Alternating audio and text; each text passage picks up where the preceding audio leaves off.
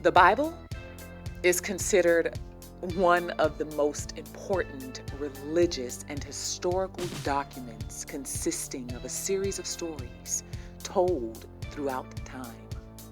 Stories that have been distorted from its original meanings over centuries.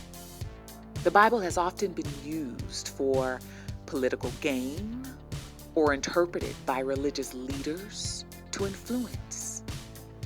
To influence what, you wonder?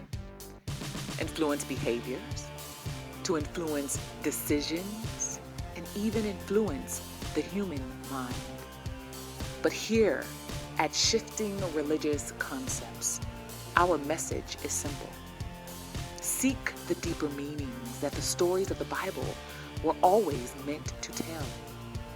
Read, interpret, and understand the Bible and its contents as the great storytellers of the past intended it. Now is the time to capture the depth of not only who, but what God truly is. Now is the time to shift from the ideas of identifying yourselves as sheep, but as powerful, living, thriving gods yourself. Shift into the power of not discovering, but uncovering what God created you to be. Right here with SRC, as we began to unpack the secret knowledge that was intended to be shared with everyone.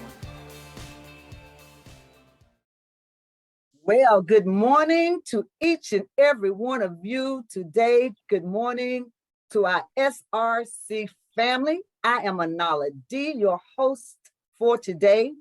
We have truly missed you, but now we are back in full force.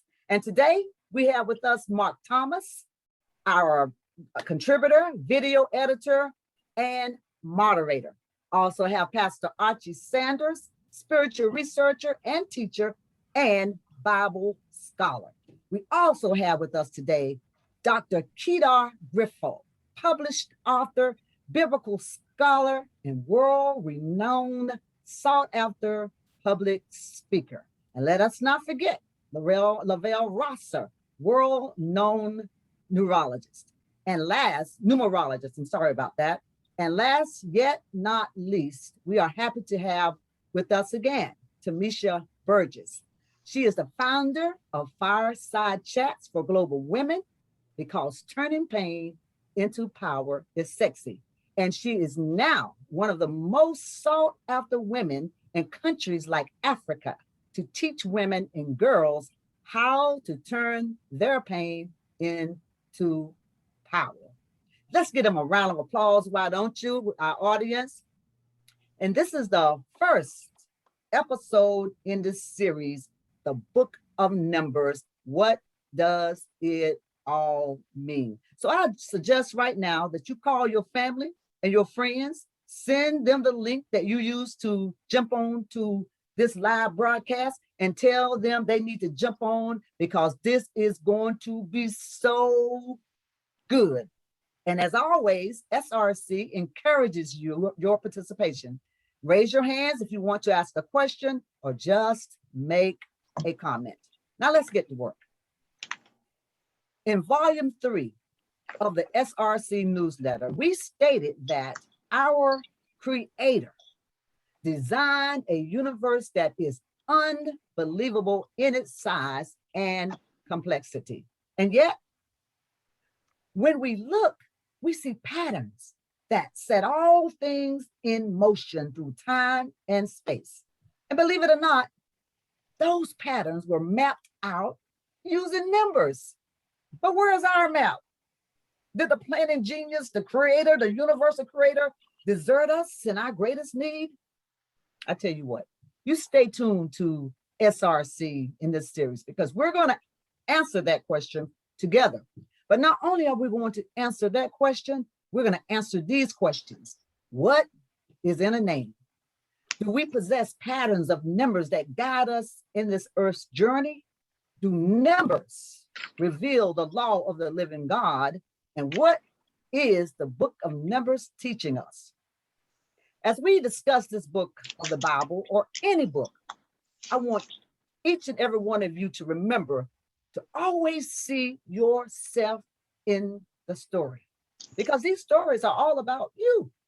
Now, before we start to unpack chapter 1 of the book of Numbers, let us hear from Mark Thomas as he briefly takes us on a journey through our last episode up to the book of Numbers that we're going to talk about today. Mark Thomas. All right. Thank you, Nala. Good morning, everybody. Can everybody hear me? Absolutely. Good, good. Well, yeah, it's been a while since our last episode on the Revelation series. So today, as Nala said, we begin our journey into the book of Numbers.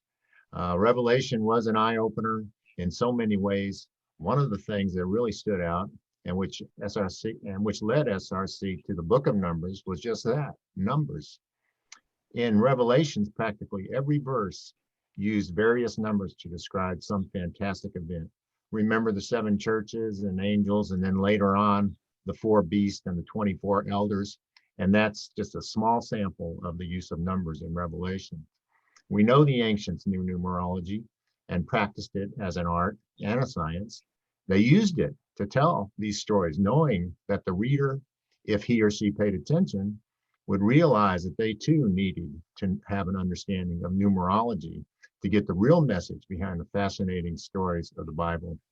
And we are fortunate to have a panel ready to share this knowledge here with us today. Now, also these biblical storytellers also utilize astrology and a deep understanding of people's spiritual and physical bodies as well. So SRC is not going to ignore these disciplines, but for this series, our focus will be tilted more towards numerology, and of course, for obvious reasons. So that's all I got. Let's begin the book of Numbers. The scene is set as Moses and the Israelites have journeyed to Mount Sinai and are preparing for the trek to Canaan, the promised land. I hope everyone's excited to get into this. I'm pretty sure our panel of experts is going to surprise us as they unpack this book. Should be fascinating. So, Anala, back to you. Thank you so much for that introduction into the book of Numbers of where we're going to be talking about today. We are excited. Not only are we excited to bring you the book of Numbers, we're excited to learn for ourselves. But more than that, we want to also go back, and if you read our newsletter, we talked about in the newsletter how the Bible can be taken literally. And that's the way the religious leaders taught the Bible. We have Pastor Archie Sanders with us, and he's been a pastor for over 30 years or more, and he now is a part of the SRC team because he began to realize that he needed more information. Something was just not right, and so he moved over and started studying, and now he's a part of the SRC team. But what I would like for Archie to do right now, Pastor Archie to do right now, is tell us about in between verse 1 and 2 of chapter 1 of the book of Numbers. Tell us, what did religion teach? What were you teaching people when you were teaching the book of Numbers in verse 1 and 2? What was that? What were you telling people they should be doing? All right, thank you, Nala. Good morning to everyone. I tell you, this is an awesome book, and the first verse and the second verse, I read what it says from the King James Version, and then I'll give you my take right quick. The first verse says, "And the Lord spake to Moses in the wilderness of Sinai, in the tabernacle of the congregation on the first day of the second month, in the second year after they were come out of the land of Egypt, saying, Take ye the sum of all the congregation of the children of Israel after their families by the house of their fathers with the number of their names, every male by their poles." Now, deliberately, we're looking at something here, and we preached this for so long that the children of Israel was leaving Egypt, and it was about a census. They took 2 censuses, I believe, and we taught people about how Moses was leading God's people, but we're dealing with some comprehensive type learning here and teaching, because if you look back at the things that we have taught, even though this talks about people leaving Egypt, as we told you about Revelation, it's about us, about our body, and numerology plays a lot in here because it talks about the number of the name. We missed that, and Anala made that clear to me that we missed it a lot of time because it said with the number of the names. And we just go on and read on through that. We're thinking about they're just talking about taking our census, but no, there's some more to it, and we're going to open this thing up here from what I've been taught and from what I've taught myself. It was just about the children of Israel going to a place that they're supposed to be to, and having hard heads and not doing what they're supposed to do. But we're going to open this book up so that we all can see that there are some esoteric things here to learn, not just exoteric. Thank you so much, Pastor Archie. Lavelle Rosser, I'm telling you, this is right up your path. This is the stuff you teach every day, all day long, and love teaching it. So why don't you tell us, when they were talking about the number of their names, and this is the first time that I even noticed that when I read this scripture, I said they weren't just saying they were gonna just count them like 1, 2, 3, 4, 5, 6, 7. They were saying the number of their names. So could you unpack that for us? Well, the numbers of their name definitely informs us that every name that one has, it, and the way that it's spelled, it has a specific vibration. Now, these vibrations will affect our entire life, whether we know this or not know this. Those who were very learned, those who were the learned elders, especially in that particular period, were very well versed in number, in the letters that corresponded to the numbers, and the numbers that corresponded to the letters, and then the numbers which corresponded to the planets of the zodiac.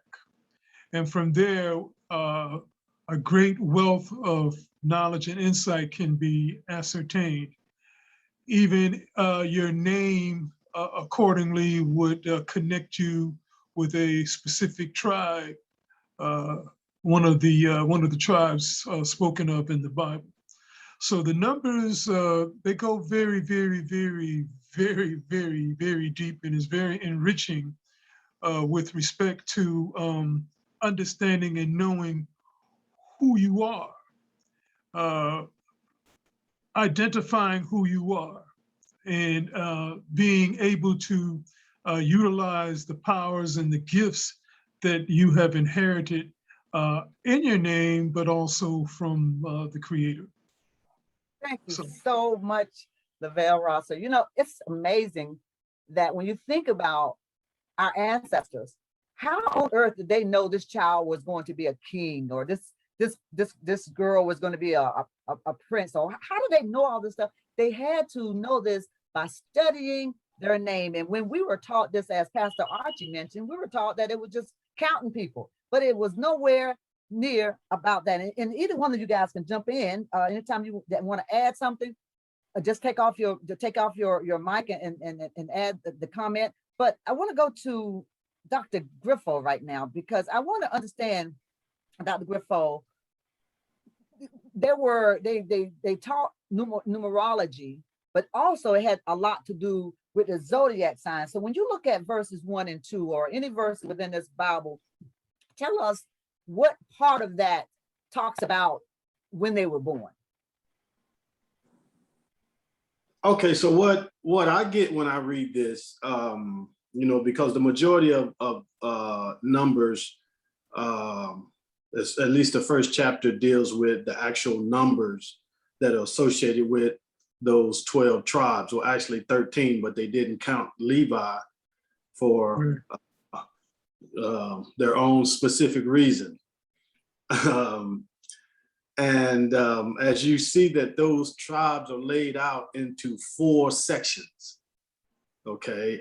Dan being on the east, I'm sorry, not Dan, Judah being on the east. I'm looking at the chart. Judah being on the east, Ephraim being on the west, Dan in the north, and Reuben in the south. And of course, these represent the 4 fixed signs of the zodiac. Judah being Leo, Dan being Scorpio,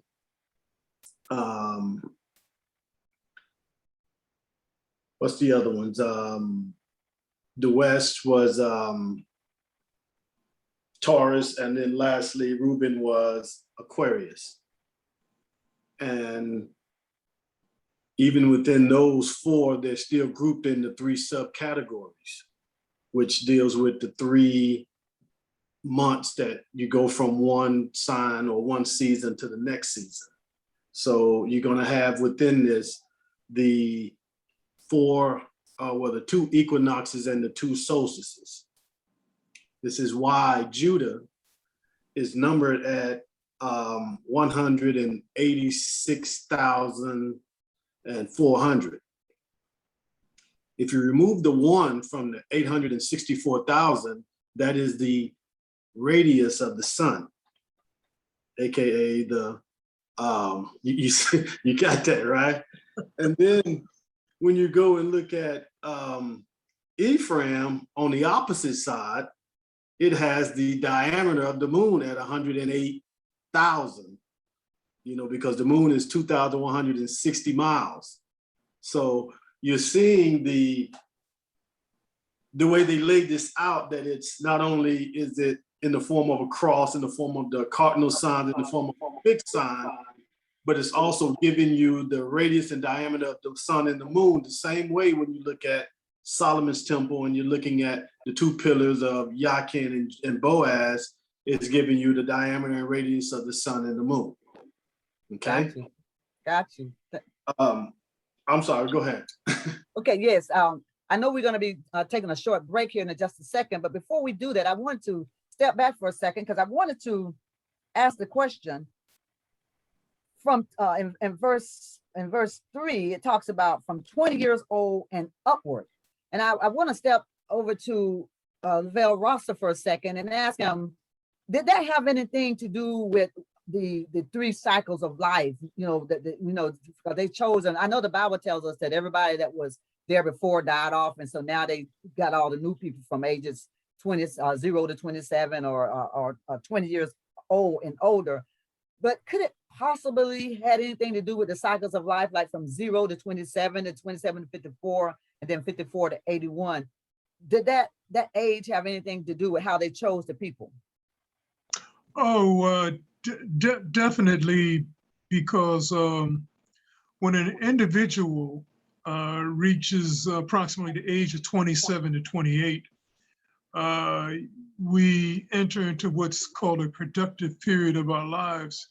And that's where most of us will find our zeal, our energy, our strengths, our passions, our ability to be very, very highly productive in life. So yes, the selection of when to do something at a specific time was always in play when decisions were made. Well, hold that right there. Hold that thought. Audience, don't you go anywhere. We're going to go to a commercial real fast, and we're going to come back because we want to completely hear what Lavelle is talking about. So let's just take a short commercial break, and we will be right back.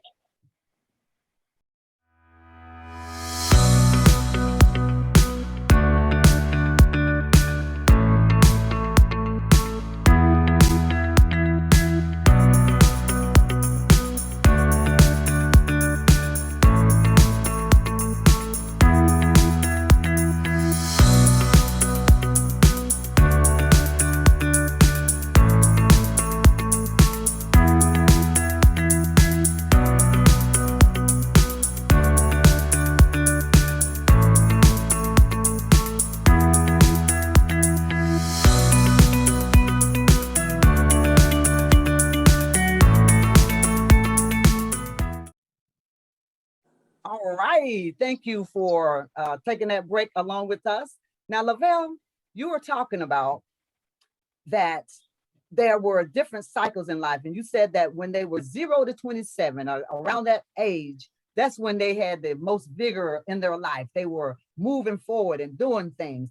And it just makes sense that they would choose the age of 20 years old for that reason. So finish telling us, Lavelle, continue to break that down for us, unpacking that for us. Yeah, that period is known as a productive period in life. In modern times, it's a period where most of us make most of our money in life. And that period lasts for roughly 27 to 28 years. So that takes us right into, the 54 to 56 year age range. And then after that, we move into another cycle. And so what happens, we have what's known as 3 great cycles, or 3 major cycles in our life that we move into. And these cycles are predicated on the planets, and the planets are associated, once again, with the numbers and the letters and the vibrations of our name. Wow, wow. Why are they called, and maybe this is something for Dr. Griffith or anyone on the panel, why are those cycles called water, earth, and air? Why is that? Well, for one, those things make up the human body, the DNA strands, et cetera. So there's an interconnectedness between our bodies, nature, and numbers, as each number also has a representation, or certain numbers have a representation for the 4 elements. And I'm sure Brother Rouser can definitely break that down a lot better than I can. But, we are there's 5 major elements that make up the human body. You got carbon, you got nitrogen, you got oxygen, and you got hydrogen. And then the last one, of course, is the ether, or the God element. So then those are the same things that make up the DNA strand as well. And as you read through the Bible, you go through those 5 stages as well, starting with Adam being earth, Noah being water, John the Baptist, et cetera, and Jesus being up in the air and saying he's going to baptize you with fire. So you're going through the different stages at that point. Wow, wow. So Pastor Archie, the entire time that you were preaching in the churches on the organized religion, did you ever hear about this? Did anyone ever teach about these things that we're talking about right now? I mean, I just don't remember hearing anything about this so that I could discover myself more. Did you hear anything about that? Did anybody teach that? Did you teach it? No, Nala, I have never come across it. I never came across this until I began to study and research beyond the basics, and that's what I got. I got the basics and the basic understanding, and I was introduced into the gospel just like a lot of other people into religion.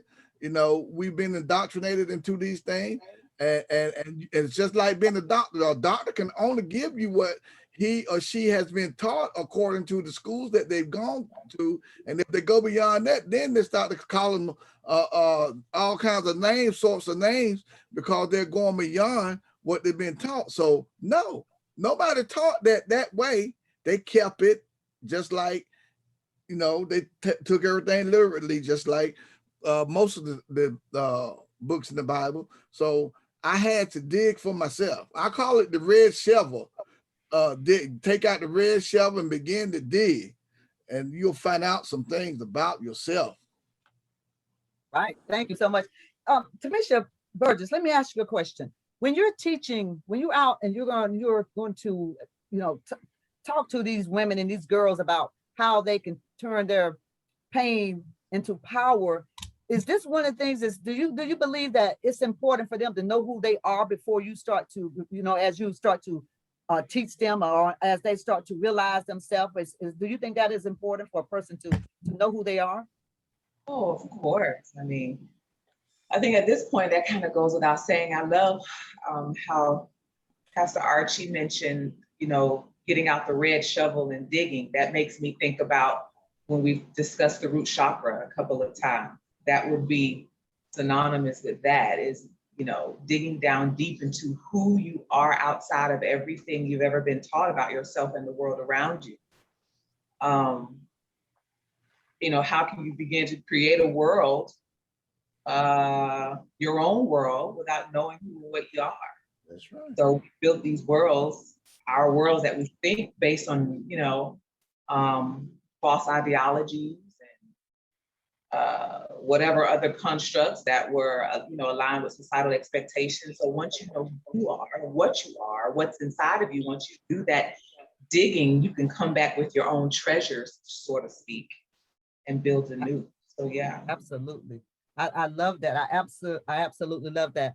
Lavelle, let's continue to unpack this a little bit more. I know you have some great information that you want to share with our audience regarding numerology as we are unpacking chapter 1 of the book of Numbers. So why don't you just open up and just share? Just let us know what else is in this first chapter of the book of Numbers. What else is going on here? Because there's a lot of stuff, and they talk about lots and lots of numbers. And I know Dr. Griffo talked about one of the numbers and what that means, but maybe you want to break down a little bit more the whole water, earth, air thing, or whatever you want to share with our audience.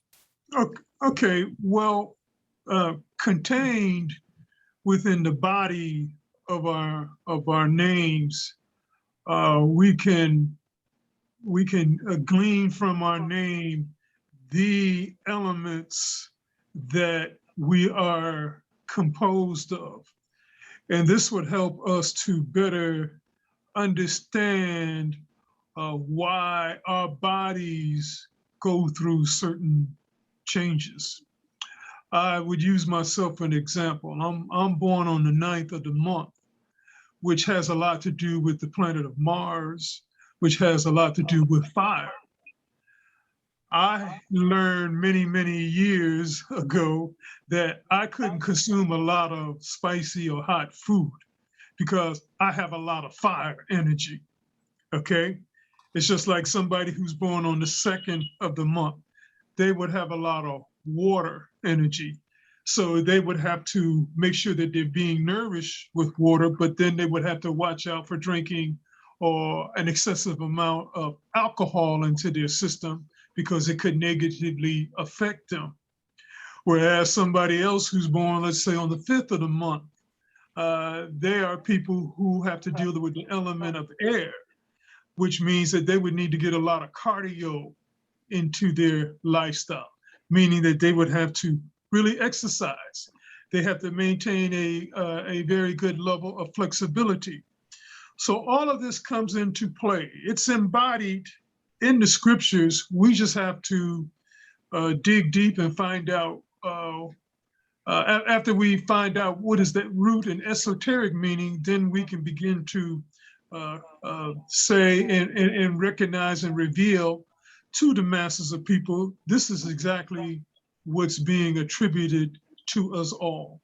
Wow, I love that. Now, I know there's somebody out there right now, one of our listening audience, who is thinking about, well, this is my day that I was born. What do I need to watch out for? So I want to right now just have one of our audience, whoever wants to unmute themselves and just ask Lavelle the question. My birthday is on the day I was born. Is this? What do I need to be careful about? So I'm authorizing you to unmute yourself and ask that question if you would like. But can I speak? Yes, absolutely. Kashina Sanders. Yeah, my birthday is actually the 28th and of this month. Yay. And Yay. I would like to know, what should I be looking out for? What is it that, because I've been dealing with a whole lot of craziness lately. It's become at me at 3 and 4.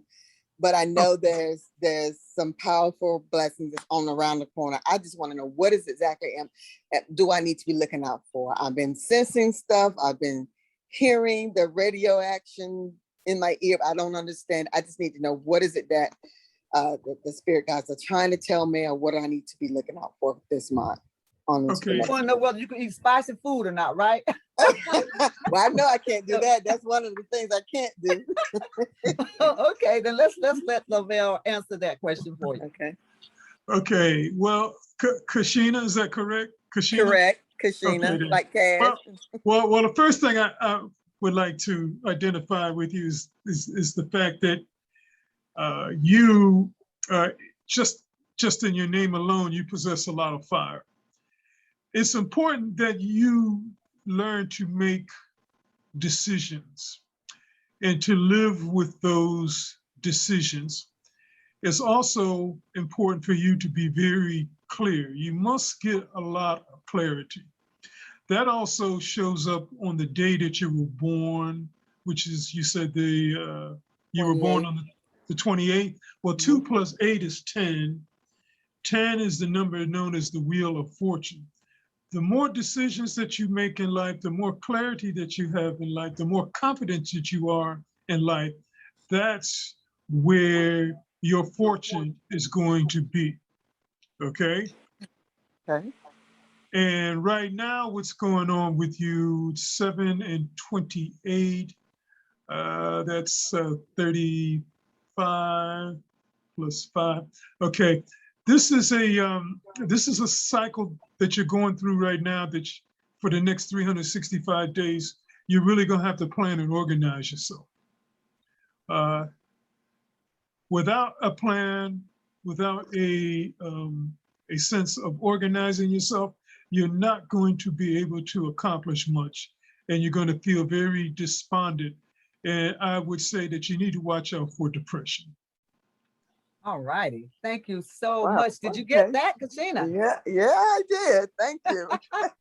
That is wonderful. So now let me ask you a question, Dr. Griffo, or anyone on the panel who might want to answer this, because I want our audience, and we're in the book of Numbers, we're in chapter 1, and I want our audience to understand some of the things that's going on in this particular chapter and book.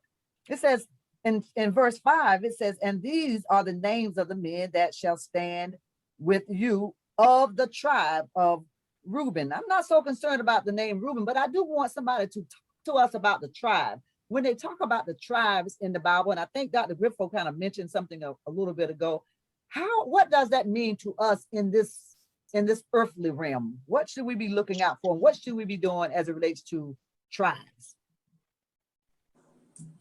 Each tribe represents the 12 cranial nerves. So as you look at this encampment, as you see, they have the tabernacle in the middle, and then they have the 12 tribes, of course, divided into 4 sections of 3 that surround the center of the tabernacle.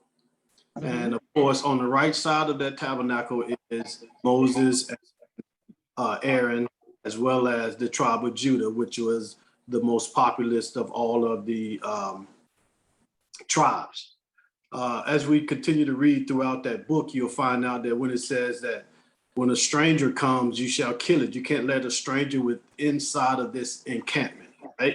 So what this is really saying from a physiological, spiritual aspect is that as those strange thoughts rise up from your lower sacrum on up to the tabernacle, you have to kill them, or they will invade your tabernacle and take away Bethel, or the house of God.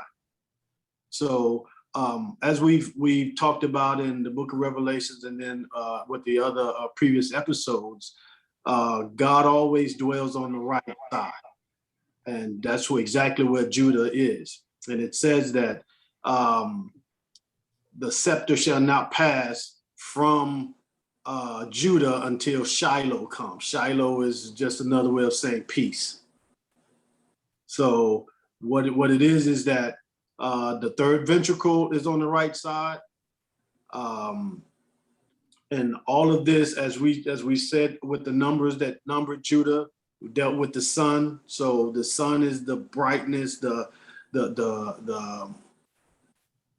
renewal mind, you know what I mean, the greatest aspect of everything. So this is what we're looking at when we're reading this whole chapter 1, is it's just giving us about the 12 tribes and how those 12 tribes correspond to those 12 cranial nerves. And those 12 cranial nerves surround the pineal gland, the pituitary gland, and the thalamus, which make up Isis, Ra, and El. Isis being the pituitary, Ra being the pineal, and El being the power or the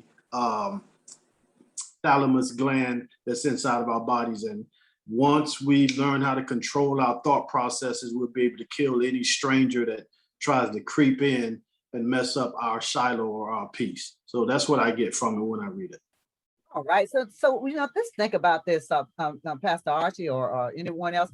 Just think about how many religions, or how religion in the past were actually killing people, because people would come, and try to be a part of their congregation or whatever, and they really took this verse to mean, because you're not like me, we need to get rid of you. And if you think about it, that's probably going on right today. People are actually looking at each other and saying, well, because you don't look like me, you don't belong. But they got it all wrong. It's not even about that at all. Carice just joined us, and Carice, if you want to open up and say something.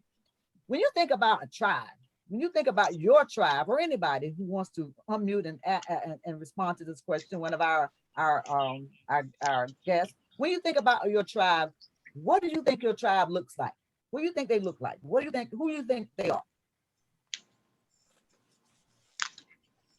Nala, before anybody jump in there, I'll go ahead and jump in here right quick. All right, I like that. My mind has a question and sort of a statement also, because now as you talk about tribe, one of the biggest lies that could have ever been told, and that's in my opinion, is that God chose a certain tribe, a certain people that he liked, and he didn't like none of the rest of them. So that's the way I put it. That's I'm just saying that seems to be a problem there with that, but that's how we have been indoctrinated into religion, and religion has done a lot to hurt people. But you got to understand, the ancient priests that wrote this here, they were writing it for themselves, to help them, basically, so that we would not be aware of what it is that they're doing to us, and to make us docile, so that we'll be able to control. So now you got to think about that tribe thing, because you look at Reuben, they say that the tribe of Reuben base number is a 2. If I'm correct there, right. Mr. Lovell, Mr. Rouse, I'm hoping that I'm right, from what I've calculated, that Reuben was a number 2. Okay. And his base number, I mean, the base number was 2. So that right. There's a lot of information concerning what that, if it say the tribe of Reuben was. Now here's the question part. Was it talking about the people that were in his category that were 2s, or how was that? So you're asking that of Dr. That's the question. Right. So I understand. Were all the people in his tribe, were they all 2s, or were they 2s, 3s, 4s, and all mixed up? That's the question. Lavelle. Okay. Well, from what I know, with the numerology, tribes would be set up on a system of compatibility with one group of people versus another group of people. Indeed, the actual name Reuben would reduce to the number 2, and the number 2 would be greatly compatible with the numbers 2, 4, and 8. So anybody who conceivably had those vibrations of 2, 4, and 8 could conceivably be within that group of people, or the tribe of people. But also we have to take into take into account the zodiac signs as well, the astrological signatures. All right, thank you. And so go ahead. Did you want to follow up on anything, Pastor Archie, with that? Oh no, I'm good with that. Okay, great. You know, it just makes sense. You know, Tamisha talks about all the time, you know, hang out with your tribe. But now I kind of understand what she means when she talks about, you know, being connected with your tribe. Because if you are hanging out, and we understand that with what Dr. Griffo talked about as well, that your tribe isn't just the people, physical people, but it is, because you know, so within, so without. So it's not just the physical, but it's also, are you hanging out with the right thoughts? Is how Dr. Griffo kind of talked about it as well. So we want to make sure that if those are, and then some people might, quite frankly, just love hang out with whatever thoughts they're having. Obviously they do, because they keep having them. But I think that when you train and when you learn and you know better, then you should want to do better.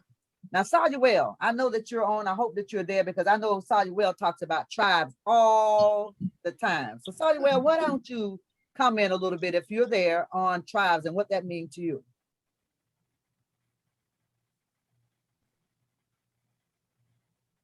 He's not there. Okay, well, let's keep it moving. I know that a lot of times she tells me she's having a difficult time trying to unmute. So if you can unmute and jump on in a little bit, just let us know. But with that, let's go to Dr. Griffo again and just talk about the ending verses. Unless anyone else has a verse within chapter 1 that they want to unpack for the audience, let Dr. Griffo then. Let's talk about. I think they were verses 46 to 52 or something like that, Dr. Griffo, whichever one they were. 54. Oh, I'm sorry. Mark Thomas raised his hand. So before we go to Dr. Griffo, let's go to Mark Thomas.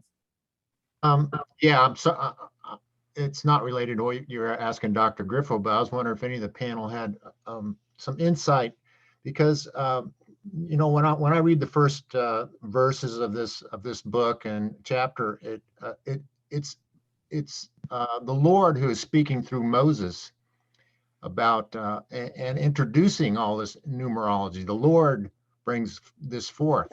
I'm just wondering about the dynamic, because it's always, Moses seems to have a one-on-one relationship with the Lord, and he disperses that knowledge to everybody else.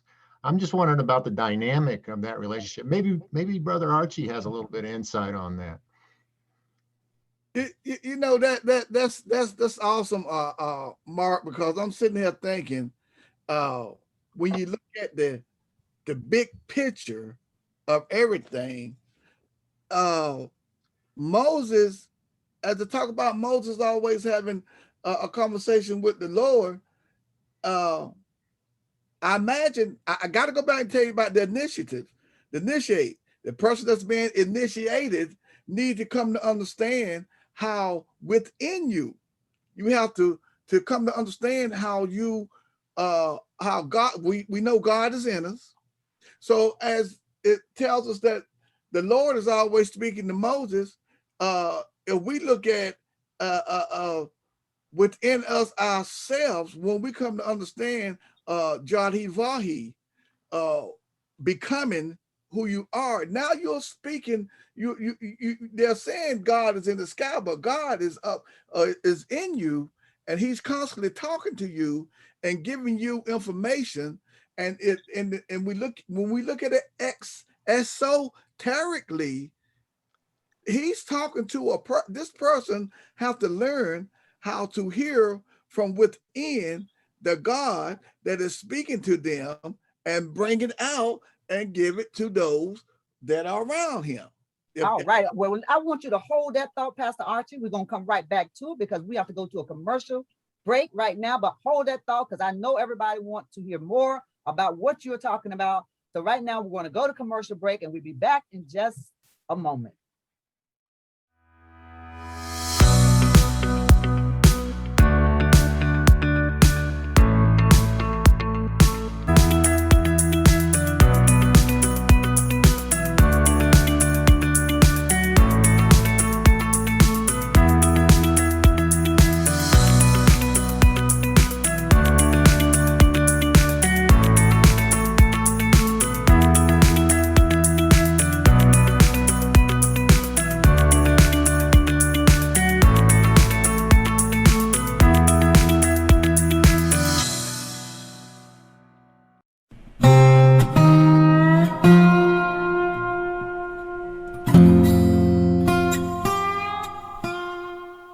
to know what it's like behind the walls of a women's prison? Get Anala D's latest release, Screaming from the Inside: Incarcerated Women and the Journey to Awakening.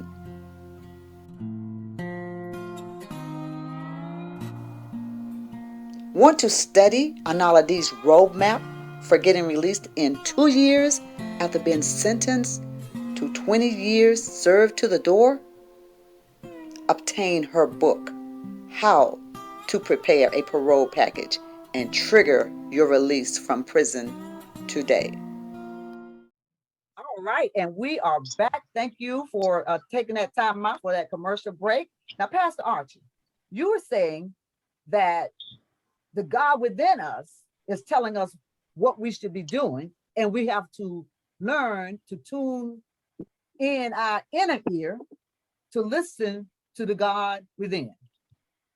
Yes, that is true, Nala. It's so awesome. This book here is so much in this book, especially when you talk about the tabernacle. That's us. I think I'm right there, Dr. Griffo. It's us. It's laid out to be a human, the human being. So you have the Holy of Holies in the pineal gland, which up in the pineal. The Holy of Holies, that's where you reach that higher consciousness. And as we meditate, we begin to hear what the Lord is saying to us, which is that higher consciousness within us. But as we see this book here, you'll see that the children of Israel went from Sinai to Kadesh, then from Kadesh back to Kadesh, and then they went to the border of Canaan. Think about that for a second. That is us, our way of thinking. We think, and we get to a certain point, and we don't realize that we are going around in a circle. We go right back in that circle, and then we come right back to where we thought we should have been at, and we sit there. We don't go forward. Why? We're going to find out later on that we are scared of something. Is it the giants? I love that, Pastor Archie. And I see that Samuel is back with us right now. You're right. You know, now that make a lot of sense. We just keep circling around. We're the ones. That's why when we first opened up, we talked about when you read the Bible, see yourself in the Bible. See, we want to just think it was the children of what they say, Israel roaming around for 40 years. But when you think about it, are we the ones that's roaming around for 40 years? So Samuel, tell us. Well, we want to step back just a second and get your understanding, because I know you talk about tribes all the time. So I wanted to get your take on when you think about tribe. Tell us what it means to you. Well, greetings and good day to everyone. Greetings. And Greetings. when I think about the word tribe or the process of being a tribe, I mostly look at how we come together in our thinking, how we collectively see what is our reality. Pretty much that, how we collectively, come together and see what is real to each one. Like I'm connected to you, Anala, and to Tamisha, and we have a lot of like thinking thoughts. Sometimes I can be saying something and Tamisha finish it. It's that kind of thing. It's the likeness of our thinking and how we see the world at large and how things come to us. And that's kind of what I mean when I say tribe. Yeah. Thank you so much. I appreciate that a lot. And I want to just before we go to Dr. Griffo for a second, I want to step over to Lavelle for a second, and because you were talking about that, the same thing that Samuel just shared with us, and that she liked being around people that's like-minded, and that's pretty much what you were talking about a few minutes ago of how they were assembling people or putting people together in the different tribes by their numerology, by their number, by their life number, or path number, or whatever. Is that what you were pretty much? Yes, that's definitely what I was saying, because that would make for better camaraderie. People could better able complement one another. So, and from that, so much more would be accomplished in whatever endeavors that tribal people wanted to do. Wow. Most of the times, people that we come into contact with, we do have some a vibrational affinity with. Some we have a vibrational affinity with when it comes to money and being entertained. Some of us have it dealing with thought, dealing with education, dealing with study.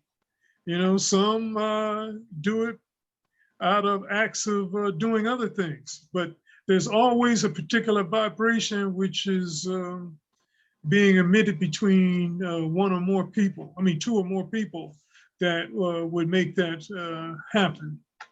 Got you. You know, I was just thinking, Lavelle, as you were talking about that, even organizations, or your corporation, you really should do a numerology on the people that you're thinking about hiring. And I bet some corporations do that. They just don't tell us that they're doing it, but I bet you they do this, because if you want to have success, it sounds like what you're saying and what you're going to do, even though you might have some common areas with some people, but if you're doing something big, you're doing something great, and you want to have a huge impact, you might want to do a numerology study on the people you're going to bring onto your team so that you know they work well together.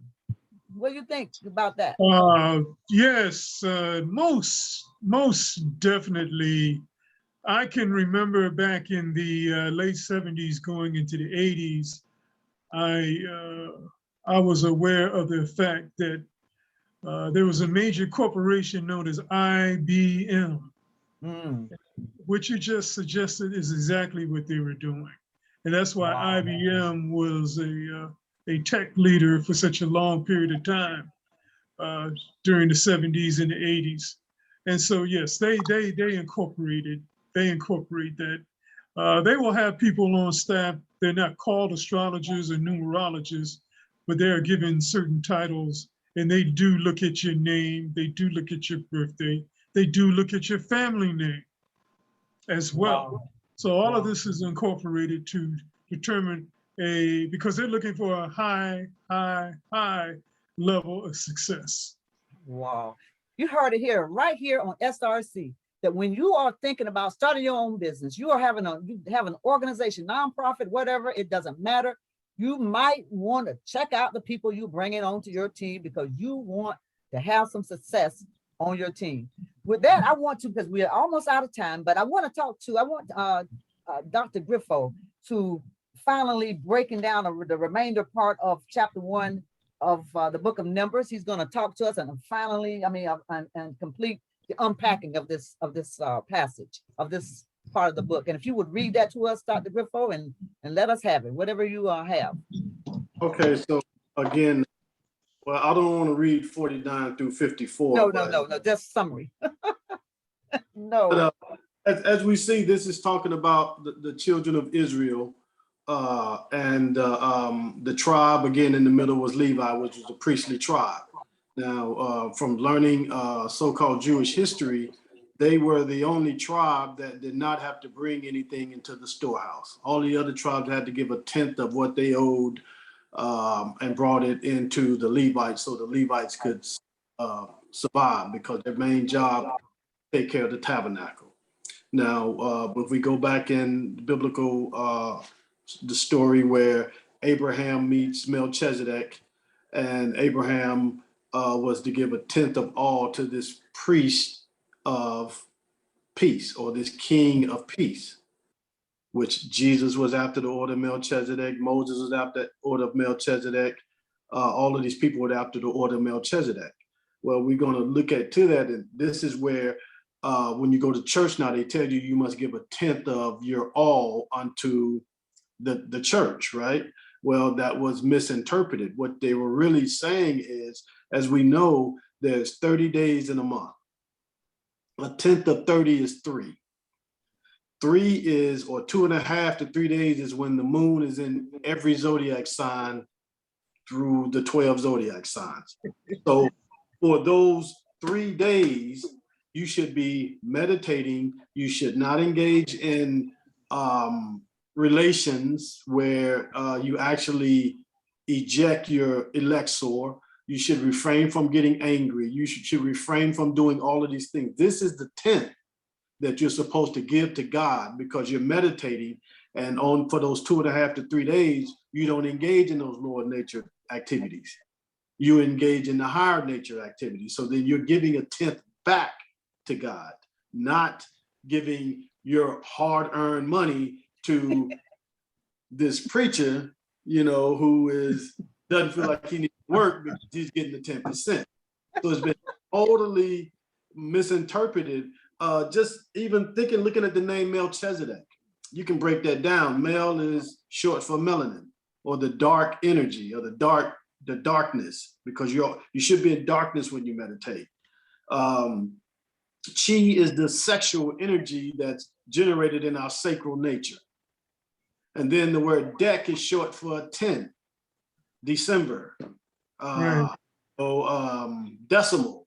So a 10th in the darkness, this energy that rises from the lower nature that goes up to the dark energy. We only use about 10% of our brains, the same way that the universe, when we look out, we only can see a 10th of the whole universe when we look out at the sky at night. So there's a direct correlation to how this sets up and what we're supposed to do for those 2.5 to 3 days where the moon is in your sun sign, and you're supposed to do your, as they call it in the Bible, your daily sacrifice, etc., where you go into your meditative state and you really, really concentrate on giving God his 10th or her 10th by taking that energy and keeping it up here. So Wow. that's the best I can. Wow. So what we're going to do next week is you guys need to tell all your friends, because next week we're going to come back and we're going to have a chart that shows you exactly when you should be doing that. We're going to provide that for you, because I think what you just said, Dr. Griffo, is so, so important. Unless you have that in a book already. If you have it in a book already, you can tell people which book to go buy, because I really want to know when I'm supposed to really do that. All my life I've been giving, I don't know about you guys, but I've been giving 10% for a long time. I mean, I stopped a while ago, but I was doing it. If I had all that money back, I can imagine what I could do with it right now. So just about out of time. I love what you just said. I want to go around and just have a closing statements from each one of our panelists. Please make it very brief. Let's start with Pastor Archie Sanders. Yes, briefly. I tell you, this it's hard to stay brief, but this is a good book. But look, I just want people to understand, we started out in the wilderness. We started out in the wilderness, and I always hear people say, come from the dark to the light. The speed of light might be 186,000 miles per hour, but darkness is faster than that, because dark is already there when the light comes, trying to get into darkness. But so what I'm saying, this book of Numbers, y'all, it shows us how we can start.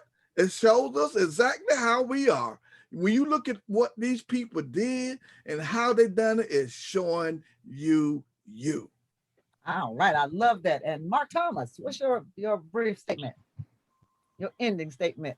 My ending statement, I enjoyed the program very much, and I'm surprised, just like I thought I would be, because when I read the book of Numbers from my own perspective before today, it was pretty dry. But after today, I'm getting a new look on this. So that's my take. I love that. Tamisha Burgess, what you got for us? Yeah, I love that we're talking about, being illuminated about some of these things that were once hidden in the dark.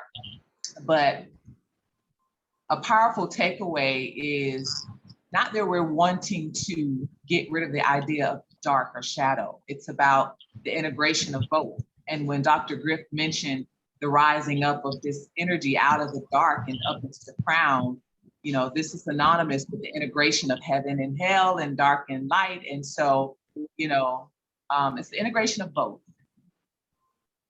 All right. Well, thank you very much, Tamisha. And Lavelle Rosser, what do you have for us? Oh, I have learned a lot today. Well, you taught a lot too.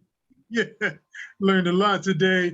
And I just want to say that, reiterate that, you know, there's power in numbers, literally and esoterically. And also that, you know, the more that we understand the day on which we were born, the better able we're going to be able to do what we've been asked to do, agreed to do, and sent here to do. Oh, I love that. I love that. And Dr. Griffith, what's your ending statement for us? What are you going to leave us with today? As the goddess Tamisha said about enlightenment, and as Pastor Archie talked about the light, when we look at the tribe of Judah and the number that they number actually equals the speed of light. Speed of light travels at 186,400 miles per hour, and the tribe of Israel was, as they say in Numbers chapter 2, verse 9, and they were numbered in the camp of Judah where 100,000 and 400,000. 4 is 800,000 or 80, and 6,400. So when you look at the speed of light, you look at the tribe of Israel, you're going to see the correlation. And, you know, this is all about the light. So, yes, lovely, lovely, love it, love it, love it. All Wow. right, with that, did somebody want to say? I thought I heard something. Okay, with that being said, I'm going to pass it over to our moderator, Mark Thomas, so that he can take us out. Well, thank you, Nala. Okay, that's it for today's program. I'm actually unprepared for the very end of this, but we're going to see you next week, same time on Sunday for episode number 2 on the Book of Numbers. And we look forward to seeing everybody. Absolutely. And don't forget, this will be posted on YouTube. As Mark Thomas always tell us, go there, make sure you like it and share it and subscribe if you haven't done that already, because it helps us to keep our message on the top. And we need everybody to know about what we're talking about. Thank you very much.